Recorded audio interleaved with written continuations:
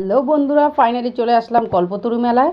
দেখো এখানে ঠাকুরটার মুখটা একদমই দেখা যাচ্ছে না, যা লাইটিং দিচ্ছে না। তো ঘরে বসে বসে তো খুবই বোর হচ্ছিলাম। কল্পতরু মেলায় এসে ভাবলাম কিছু ভালো হবে, কিন্তু না, হাতে গোনা মাত্র 10-12টা দোকান। এই যেখানে একটু ফাংশান হচ্ছিলো, একটু ভাবছিলাম নাচানাচি করবো, কিন্তু সবাই তো হাঁ করে তাকিয়ে আছে। আর খিদে পেয়েছিলো, ভাবছি কী খাবো কী খাবো। তো আমার তো আইসক্রিম খেতে একদম মন করছিল না, তাই আমার মেয়ে নিয়ে নিল চকলেট আইসক্রিম, আর আমার হাজব্যান্ড নিল বাটারকচ। ও খাচ্ছে, ওরা দুজন, আমি দেখছি। এবার আমার খিদে পেয়েছে, আমি কি খাবো, দেখলাম ফিশ কি একটা, এটা ভুলে গেছি নামটা। তো এত কিছু দেখার পর আমি এটাকে নিলাম। খেতে, বন্ধুরা বিশ্বাস করবে না, খেতে এতটাই বাজে ছিল, কিন্তু কিছু করার নেই।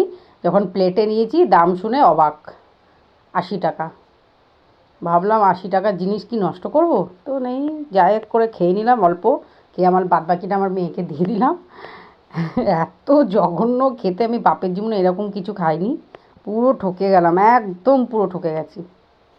তো মেলায় তো খাবার ছাড়া আর কিছুই ভালো ছিল না, এই জন্য খাবারগুলোই দেখাচ্ছি। সবথেকে ভালো ছিল ঘুগনিটা।